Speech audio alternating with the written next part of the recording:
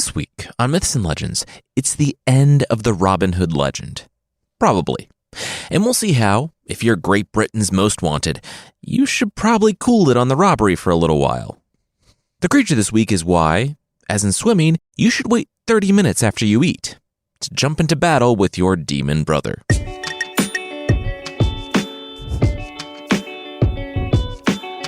This is Myths and Legends, episode 273, The Good Thief.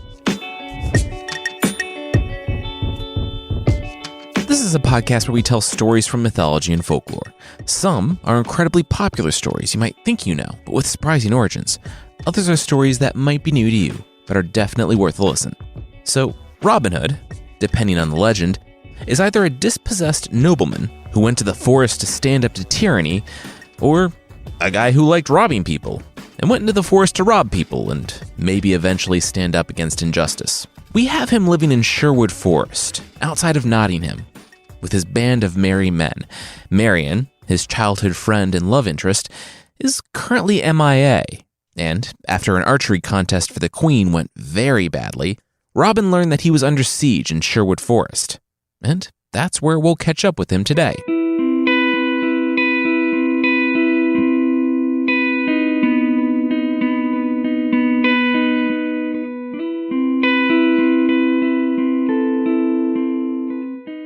"40 days.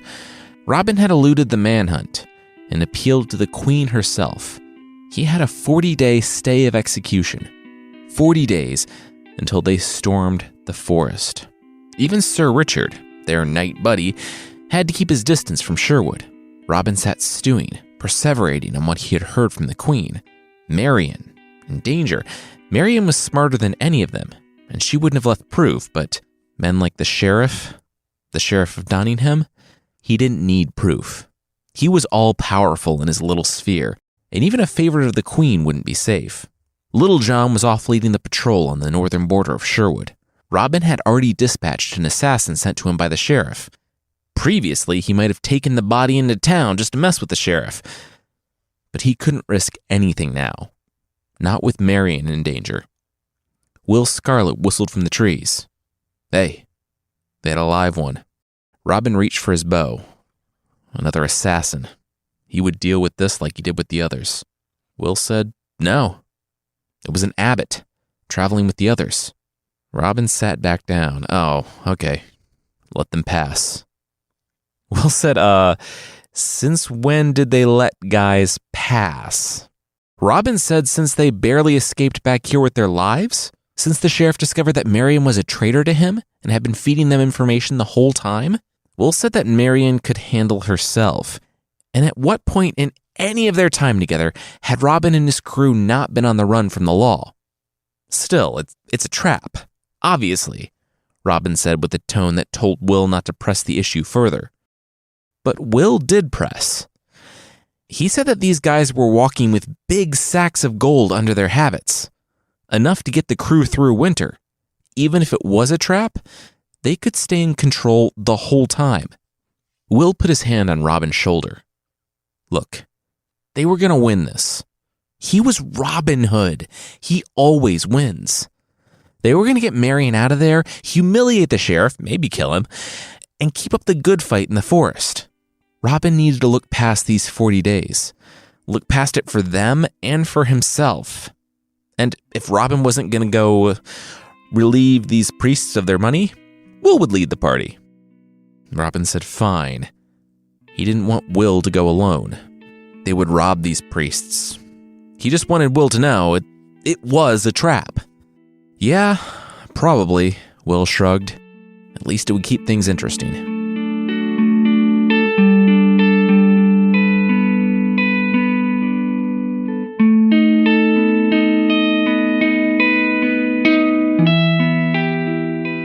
Have you no regard for holy men? The abbot shouted at them from under his cowl. Yeah, sure do, Robin said. Let me know if you see any. The outlaw drew his staff. He had already done the usual, informing the priest that 24 arrows were ready to turn them into human pincushions, unless they surrendered their cash. And if I refuse? The abbot stood tall. Robin said that's what the archers are for? What about this robbery and the threats wasn't he understanding? Now, Robin didn't want to disrespect the man more by making him strip naked in the forest so Robin could get the gold. Robin would, however, absolutely do that if the men didn't hand over the coins in 10 seconds. The priests all pulled out a sack of gold. Robin gave a signal, and Will Scarlet and Much the Miller's son stepped from the forest and began counting out the coins. No need to count. There's 100 in each of them, the abbot said. It was for the local church. You can keep half, Robin said. And they could keep their lives, assuming those were worth something. Oh, they are, the abbot said, thanking the men in Lincoln green cloaks. Robin handed the bags back, and the men affixed them to their belts, this time in the open. The abbot said, he was parched. In fact, he would pay 50 gold for a drink. Robin paused. He thought that money was for the church. The abbot grinned. Are you kidding me? We steal it all the time. I am the church. Robin nodded. Yep, there it is. The arrogance. Yeah, he knew just the place to get a drink. For the abbot and his friends, it would cost them about 50 gold, too.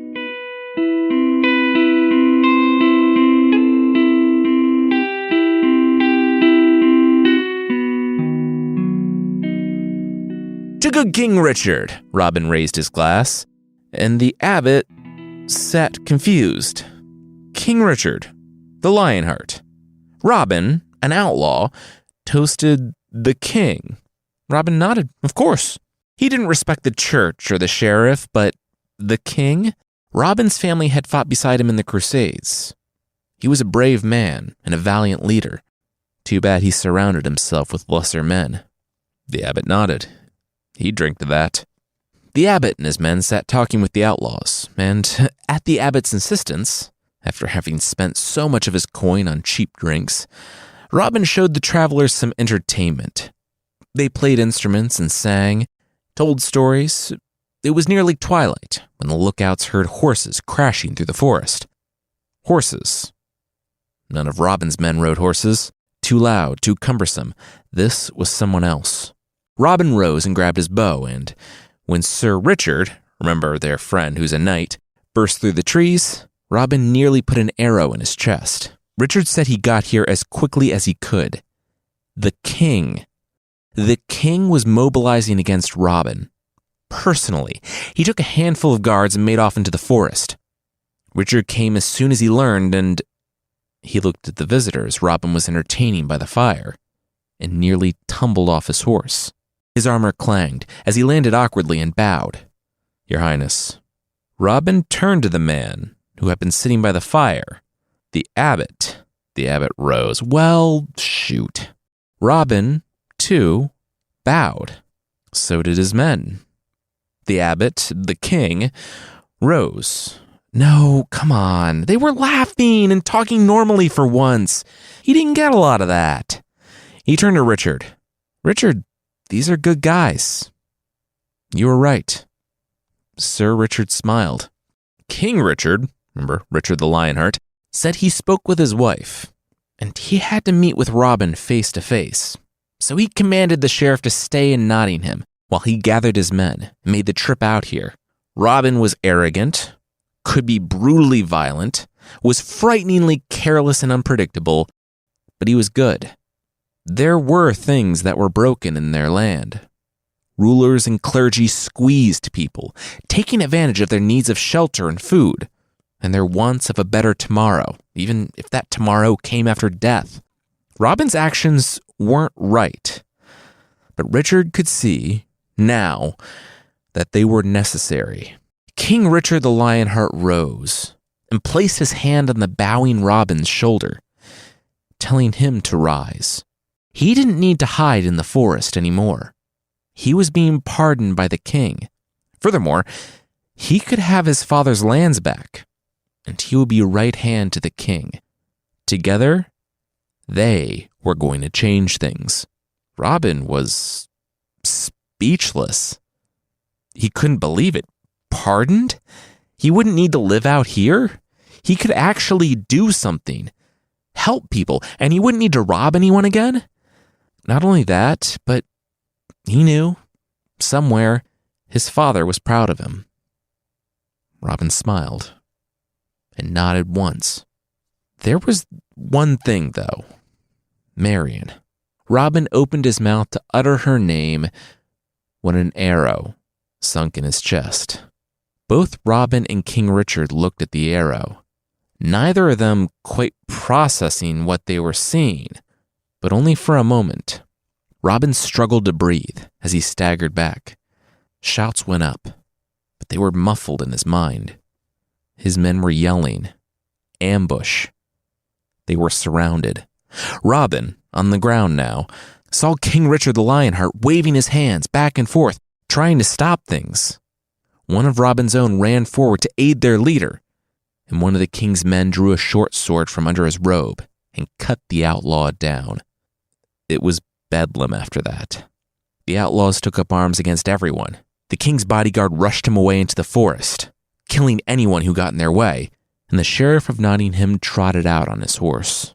The torchlight danced across the sheriff's face. He was a demon. His men rushed en masse from the forest. Robin's men rushed to meet them. The air grew thick with the hot, iron smell of blood. Robin winced. It was hard to breathe now. The arrow must have hit a lung. He pulled himself up to a tree and unsheathed his dagger. The sheriff was a smart man and wouldn't get close, but if he did, to gloat, Robin would have a parting gift for him. The sheriff trotted across the battlefield that used to be Robin's hideout. He opened his mouth to choke. An arrow had flown from the edge of the forest, found the sheriff's neck, and lodged itself about halfway through. Blood began to pour down his armor, and the sheriff toppled from his horse. Robin looked to the forest and saw Little John lower his bow. He yelled something, and a contingent of Robin's men rushed to aid their friends. Then Robin remembered. Marian. Robin broke the arrow off in his chest and dragged himself forward. He lifted the sheriff's head out of the dirt. Where is she? Blood dripped from the corners of the sheriff's mouth as he let out a gasping, gurgling laugh. He couldn't speak anymore. Robin gripped the hair of the sheriff's head, pulling him closer. Where was she? But the sheriff didn't respond. He would never respond again. The sheriff of Nottingham, the great enemy of Robin's family, was finally dead. Robin felt someone grab his arm and drag him, but he fought, kicking at the sheriff. Shaking him, Little John pulled his friend and leader from the ground. The sheriff was gone, dead, and they would be with him if they didn't leave now. Robin fought Little John as John dragged him from their now burning hideout. Robin's friends, men who had trusted him with their lives, lay dead all around them. And Robin knew that John was right. The sheriff was dead, and any hope of finding Marian had died with him. Robin blacked out from the pain.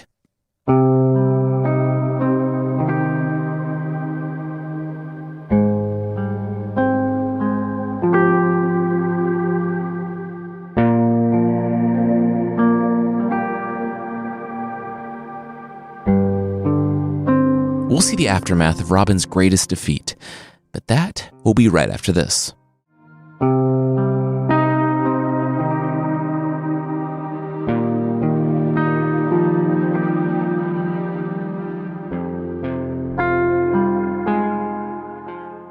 Little John smiled.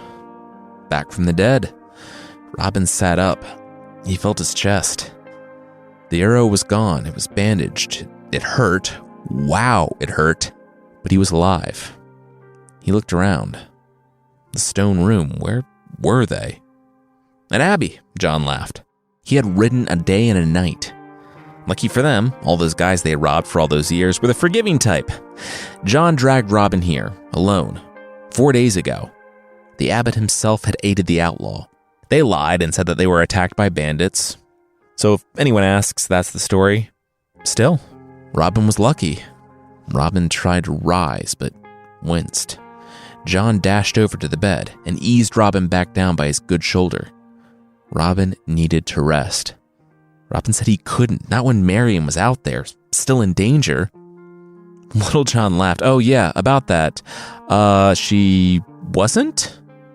Robin sat up. Wait, what? John nodded. Yeah, he had checked up with his people in Nottingham. Marian was fine. She was safe. She was with her father, but knowing her, it shouldn't be too difficult to get away. Little John said he was just so happy Robin had survived. The whole world thought he was dead. What was left of the merry men were scattered to the wind after the attack. Most of them had taken up, actual employment. It was weird. Little John had ways of getting word to everyone who was still left. They could rebuild. It wouldn't be like it was before. It would be better. But first things first, John said, grabbing his coat. He would find Marian. She had to know. Robin sighed. No. John half smiled. He was confused. Was this part of a trick or a plan? Because Robin did a lot of those. Robin swallowed hard. No, John. Little John just stood there. Okay, Robin was going to have to explain to him because this didn't make any sense. Robin was good. Sure, he was still technically an outlaw, but when wasn't he an outlaw? The status quo was back. We hit them, they hit us, we hit back harder. It's what we do. The people out there, they need us. Robin sighed. He was so tired. You get to a certain point in your life, and you have to ask yourself, is what I'm doing meaningful? John said yes. Robin helped so many people. He gave their whole troop a purpose, a meaning. Robin shook his head. Maybe they had helped some people, but he had only put people he cared about in danger again and again. Maybe he had helped, or maybe he just did that to justify stealing from people and doing whatever he wanted. All those people back at their hideout, all their friends. You don't bring peace by causing fear. You don't bring healing by causing pain. I mean, sometimes you can, John thought about it. Surgeries, amputations, scaring the bad guys into not doing bad things. He kept listing things off. John, it's rhetorical. Robin stopped him. The fact of the matter was, he was tired. Had anything really changed because of him? He knew that without him, the people he cared about most, Marian, Little John, Much, Will, Friar Tuck, all of them might lead normal lives. At the very least, they wouldn't be in constant danger. But would they live? Little John rejoined. Literally, yes. Robin laid back. That was his whole point. Oh, now you're literal. John shook his head. Robin said, please respect this. It was his final wish. The sheriff was dead. The world thought Robin was gone. All that he asked of John was that John let them keep thinking that. Even Marian? Especially Marian. Robin tried to choke back tears. Without him, Marian would have a life, the life she was meant to have. She was like a polymath. She had served under royalty. She could beat all of them in a fight, and had. She had beat Robin at least. She could be so much if she didn't have him pulling her toward the forest.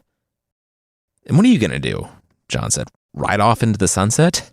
Robin shook his head and gestured to the abbey. He was going to stay. Here, John asked. Robin nodded. Yes, that's what stay means. He would try to work off the stain of his sin. John tried convincing Robin to come back. But Robin decided that he was finished with that life. If they accepted him here, he would remain. John shook his head. He would keep Robin's secret, but he clenched his fists and shook in a brief fit of rage before slamming open the door and storming down the stone stairs.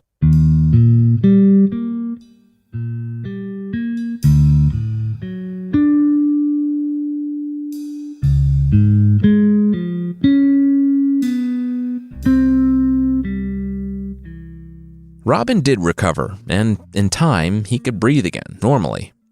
He talked to the abbot, saying that he wasn't returning to the world. This attack on the road, it had changed him. Robin asked if he could stay. He wouldn't eat much, and he would work more than his share for the chance to stay here and live a simple life. The abbot agreed, though he said that Robin wasn't the only one joining them. Robin looked down the dusty hall. "John?" Robin said. "Oh, you know each other?" The abbot walked Robin past the tables. "Yeah, he is the one that brought me in here. Carried me the whole way." The biggest habit they had barely covered John's shins, so the abbot nodded. "Yeah, that tracked." "Your secret is safe with me," John whispered to Robin, "but I never said anything about leaving you." Robin allowed himself a smile. He was grateful for John's friendship, though privately, he gave John about a week before the man got bored with the place, maybe robbed it, and took off into the woods. Robin was wrong, though. John stayed. The Abbey was an oasis. They heard bits and pieces about the outside world. King Richard was dead, for one. Rebels had shot Richard the Lionheart with a crossbow outside a siege. And like Robin, King Richard survived the initial attack, but his wound became infected, too. He wasn't so fortunate. His brother, John, was king now. They heard of cruel lords and warring kings, but all that was somewhere else. Here, with their kind abbot, John and Robin were happy. John was a workhorse when it came to farming and building. He learned to read and went to bed each night with a full stomach. Robin was content in the knowledge that here, removed from the grand schemes, he couldn't hurt anyone else he cared for. No one would suffer and die because of him. One day, while John worked in the field and Robin piled carrots in a basket, a shadow fell over the former outlaw. "Robin?" Robin stood still for a moment, then looked up. "Robert," he replied. A traveling friar stood on the path next to him.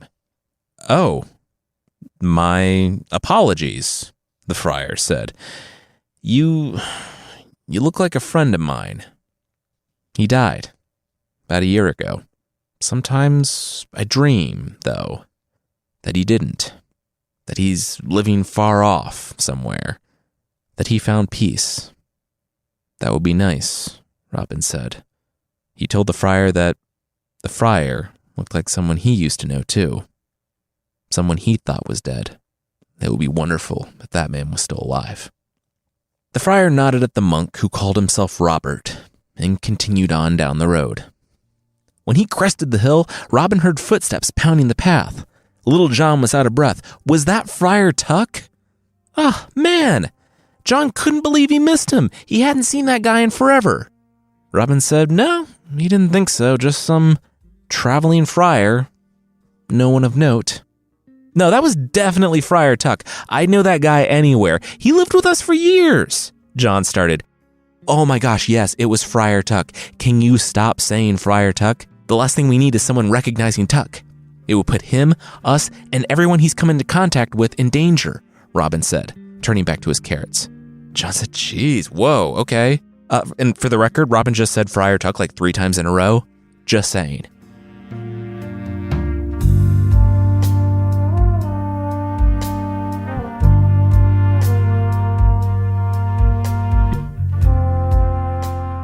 It had been 2 years now. 2 years since their hideout in the forest burned. 2 years since Robin lost everything. He still lived in the past, though. He was a ghost. He wasn't dead, but he barely existed in the world of the living. Robin barely spoke, even to little John. But with one word, it was like he woke up from a dream. "Yeah, Marion," little John said, soaking the bread in his mouth with wine. "When did she start looking for us?" John thought about it. Well, they had been in hiding for about 2 years, so yeah, it had been 2 years since she got away from her father's house. I've been keeping tabs on her and feeding my sources some false info. You're welcome. I'm fairly certain she suspects you're alive. Or, at the very least, she knows you weren't lost with the fire. Robin sat back. She would keep hunting. She would keep at it until she found him here. He owed Marion more than disappearing forever. He realized, after all this time, that he couldn't do that to her. They meant more to each other than that. "Find her, John," Robin said. "Bring her here. I need to say a proper goodbye." John tried not to smile, but he still smiled. He knew. He knew if Robin saw Marian again, it would bring him back from the dead. It would bring them both back from purgatory. I mean, his was pretty good. It wasn't bad here. Yes, he rose. His smile left him, though, when he heard Robin's cough. "What?" his friend and leader asked. "He will be fine. It was just a cough. You push yourself too hard. You stay out when it's too cold, too wet," John said, feeling Robin's forehead. He nodded. "I have a lot to atone for," Robin said, staring off. "So many people. You need to let it go. It's in the past. You had your reasons and you helped a lot of people." Little John tried to help, but Robin pushed his dinner away. Not enough people. Not enough to justify everything that happened. "Find Marian. Please." John said that he would, but if that fever got any worse, Robin needed to speak with the abbot. Little John left that night.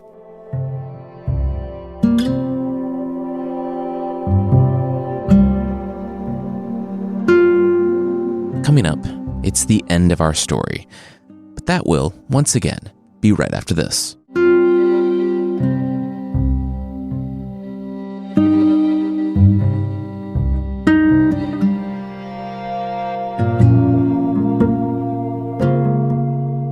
"Brother Robert," the abbot said when he found Robin rising from bed. He went over and gently pushed Robin back down. Robert shouldn't go out there. Not today. His fever was getting worse. Robin told the abbot that he was fine, really. He liked the work, and he wanted to do it. But the abbot told him his fever was still raging. If Robert wasn't careful, he would work himself to death. Robin didn't feel as strongly about it as the abbot, but he stayed in bed. Stayed as the fever grew. By day 5, after John had left, Robin couldn't even bring himself to rise from bed. Not even for his self-imposed penance. "Who's she?" Robin said, as the abbot entered, with a prioress from a nearby priory. The abbot said they had to do something, and she was a more skilled healer than he was. They both looked him over. The herbs weren't working. He said Brother Robert's fever was only getting worse. They couldn't wait. They needed to do some bloodletting. Robin's back stuck to the sheets on the straw mattress. He nodded. Yes, please, anything to make this go away. The prioress asked the abbot to stay with the patient. She would be back with a razor and a vase. Robin sat, his head swimming in misery and malaise. He wanted to stay alive. He knew he still had more to do to make up for what he had done. The prioress returned. Robin opened his eyes as the man rolled up his sleeve. He told Brother Robert to hold out a fist. The prioress found the right lump and nicked it. Blood snaked in vein down Robert's forearm and into the basin. "You'll start feeling better soon. You can leave us," the abbot said to the monk, standing at the door. It was late spring, and the infirmary was empty, save Robin. "You're always so busy, working out in the fields, building, helping the abbey fulfill our many needs. I've hardly spoken to you over these past 2 years, the abbot said. He gently moved Robin's arm. The blood continued trickling. "It's not that we don't appreciate it. You were a godsend when you first arrived, but then, because of your zeal, I started to wonder, what is he trying to atone for?" Robin began to feel the dread of his memories seeping back in. The abbot was saying something, but he didn't hear it. He could only think of the day he lost everything and everyone. The day the king betrayed him, and the sheriff attacked some outlaws in the forest. He caught up with what the abbot was saying. "That was about the time you came to us, wounded." The man now had Robin's attention. "What?" "Oh, we pulled the tip of the arrow out. The healers almost threw it away, but I kept it. I have friends in high places too. Not the king, or the late king, that is. But high enough to match with one of the sheriff's crossbow bolts. Robin was lucid enough to know that there was nowhere his past couldn't find him. Not even in this abbey in the middle of the wilderness. Not even when he left it behind, when he was trying to do right. Don't worry. We've known for 2 years, he pointed to the prioress, and we're not telling anyone. Who would we tell?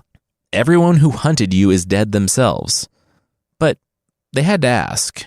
Now that they were alone, did Robin feel sorry for what he did to all those people? Robin was about to say yes every day. He lost so many. The abbot continued, but I shouldn't lie. That's not why I didn't tell the crown. I kept it to myself because I wanted you to myself. In an instant, the abbot was on his chest, pinning him. The prioress was holding out his arm, and Robin felt another sharp plunge of the knife into it. He looked down. The blood flowed hot and strong this time. Robin struggled. What was going on? They weren't all bad, you know. The monks, the priests you robbed, the abbot said, watching the blood pour from Robin's artery as he kept Robin pinned. Robin tried to pull his arm away, but the prioress's grip was like iron. They were both calm, methodical. They watched. You didn't just rob them all, though, did you? The abbot continued. You killed early on. You were brutal. You just murder people and leave their bodies for the crows. That was before you refined yourself as this man of the people, back when you were just some common highwayman. Robin tried to rise, to cry out, but he couldn't move. He was too weak now. The spit flecks from the abbot's rotting teeth found Robin's face. Even the ones you just robbed, they were never the same. Afraid to pass through the forest, afraid to leave their homes. Some were good men. The bishops and the higher-ups, sure, they were bad, but we understood their game. We played by it. They skimmed more than their fair share, sure, but we did get some of the money they carried for our parishes, our poor, until you came along. Then the bishops claimed that the brigands had attacked them. Oh no! They said that the portion that was left was for them, while you threw parties in the forest. The prioress chuckled, still watching the blood. You bled us dry, so we're bleeding you dry. Literally, it's poetic in its own way. The abbot finally looked Robin in the eyes. You're a bad person. You've done terrible things, and you will leave the world a worse place than you found it. I'm doing a service by taking you out of it. He half-cocked his head back to the prioress. Do it. He looked back to Robin. Time to go. Then, a couple things happened. A shriek went up from behind the abbot, and then the abbot went rigid, locked up. His eyes lost focus, and he dropped from the blow Little John gave him on the back of his head. Robin's right-hand man and best friend didn't bother to catch the abbot. Robin barely noticed that. All he saw was her. The prioress stood there frozen. Marian reached for her staff and gave a little short fake out, and the woman ran from the room. Then Marian rushed over to Robin. Holding him, she was weeping. Robin was holding on for her. John bandaged up Robin's arm, looking down at the basin on the floor. Wow, that was a lot of blood. Robin said he was sorry. He ruined everything. Her hopes and prospects were dashed because of him. He thought it was better if he stayed away from everyone. Marian smiled as she stroked his hair. That was his choice. Her choice was to ignore his choice and search for him. It hadn't been easy. Because I hid him so well, John said, wrapping up Robin's arm. No, Marian replied, because there are so many of you now. Little John stopped and Robin furrowed his brow. What? Marian said that, yeah, Robin had inspired people. There were now 12 Robins or Roberts or whatever out there in the forests of England. It wasn't just outlaws either. Because Robin stood up to oppression, to unfairness, to injustice, people were waking up to the fact that they didn't have to put up with it either. Things could be different. It was small, but it was growing. And Marion thought that at some point, no force in the world would be able to stop it. Robin, with parched lips, said that he thought the abbot said that he was a failure, that his only legacy was violence. Marion shook her head. Robin was more than a person, more than his mistakes. He was a symbol of normal, everyday people standing up to tyranny and injustice. Anyone could be Robin Hood. Everyone could be Robin Hood. She kissed him on the forehead. Robin breathed, but after the kiss, Marion looked to John, concerned. Tears found the rims of her eyelids. She turned away to wipe them. "You don't need to do that," Robin said. "Protect me, that is." "I know." Her face contorted in anguish. She buried her face in his chest. She held him. He held her too. He wished they had more time. When he relaxed his grip, she moved away. Robin opened his arms, and little John, absolutely bawling, ran in for a hug. Robin thanked his best and most loyal friend. John stepped back. "Oh, one more thing. Did Robin want him to burn this place to the ground?" "He would do it. As revenge?" That's actually in one of the originals, by the way. Robin said no. "Thank you, though. Just let it go. They were only doing what they thought was right." He did ask for one more thing. A bow. Little John produced his own. An arrow, too. Robin struggled to sit up in bed. He was so weak now, but he wanted to do one last thing. Robin Hood should die with a bow in his hand. He knocked the arrow. Would they do him a favor? Would they bury him where this arrow stuck in the ground? The pair nodded. Of course. Robin took a deep breath and raised the bow. He looked to the two people he loved most in the world and said goodbye. As he looked out the window, he looked to the next stage of his journey. On this grand adventure, he pulled back the bowstring and let the arrow fly. It flew through the air, far off. Robin relaxed his arms and settled back into the bed. Marion wrapped her arms around him, and little John stood at the window. Robin, finally free, could go. He could find rest. "Oh, sorry, buddy. It looks like your arrow landed in a stream," John called out from the window. Marion threw up her hands. "Really, John?"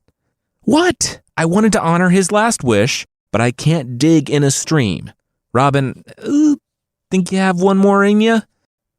Robin laughed. He was grateful for John being able to send him off with a smile. He told them yes. Bring in the bow. The second arrow landed farther off than the first, under a tree.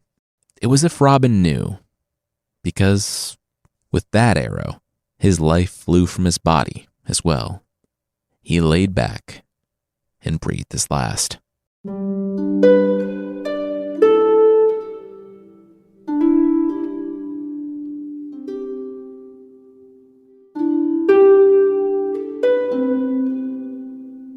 Little John and Marion stood side by side by the freshly piled grave, with a small stone to signify it belonged to Robin Hood, a living legend. Little John said, wasn't he like a noble? Didn't he have this whole estate? Shouldn't he be there instead with his ancestors? Some grand tomb? Marion shook her head. This was his place. The forest, the wilderness, with the people. This was where Robin Hood belonged. The pair walked off, arm in arm, and together passed into legend themselves.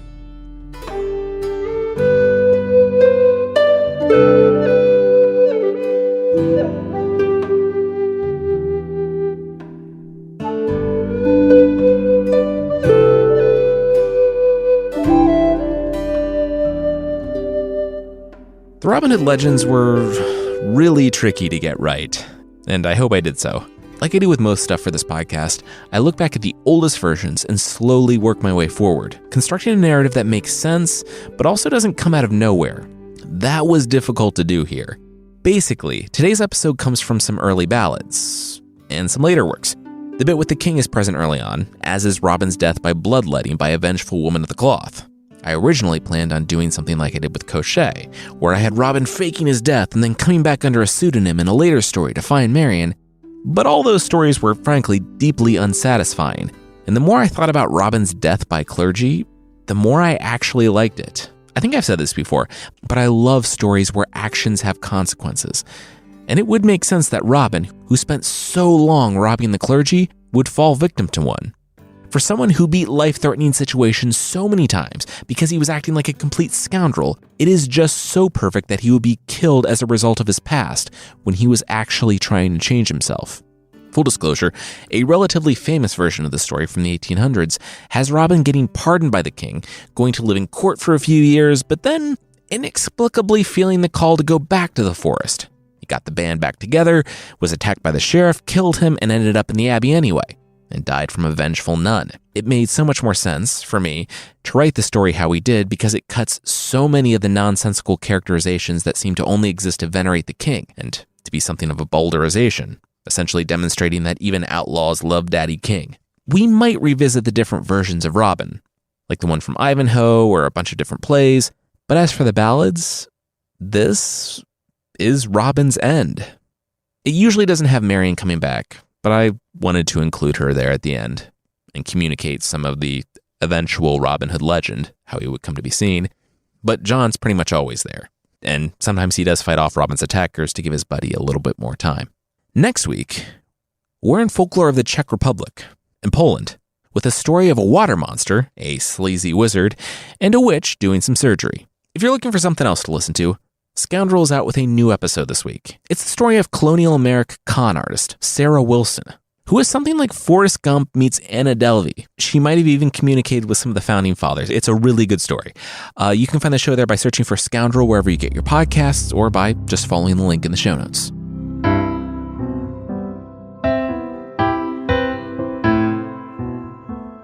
The creature this week is the Kumbhakarna from Hindu mythology.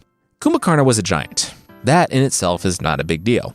It's not really noteworthy that it was hungry from the moment it was born either. Most babies are, and I imagine giants are no exception. The Kumbhakarna was different because he could never be satisfied. He was eternally hungry. Buffaloes, cows, goats, sheep, humans, nothing was safe. He could down all of those at a single breakfast, wash it down with a cellar full of wine, and then move on to second breakfast. It worked out, though, that some heroes tricked him into wishing for eternal sleep. I mean, if you think about it, it would be kind of torturous to be Kumbhakarna, constantly hungry and never satisfied. So, with some negotiation from his brother, he worked it down to just kind of a year-long hibernation. He wakes up once a year, just downs an entire feast, and then goes back to sleep for another year. Kind of amazing. Well, it wasn't amazing for his demon brother, Ravana, who, when he was attacked by the god Rama for, kidnapping the god's wife, Ravana sought his jovial brother's aid. The problem? It was nap time for Kumbhakarna. It usually was.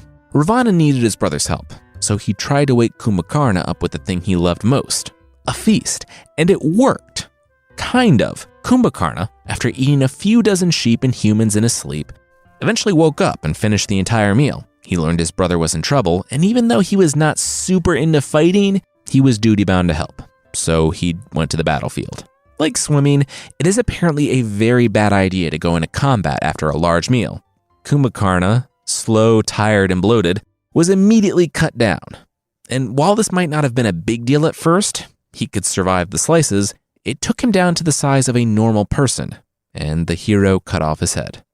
So I think the lesson here is that if you have something to do, it's probably just safer and better to stay in bed.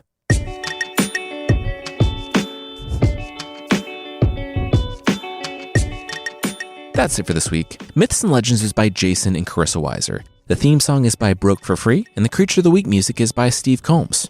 There are links to more of the music we used in the show notes. Myths and Legends is a registered trademark of Bardic Enterprises, LLC. Thank you so much for listening, and we'll see you next time.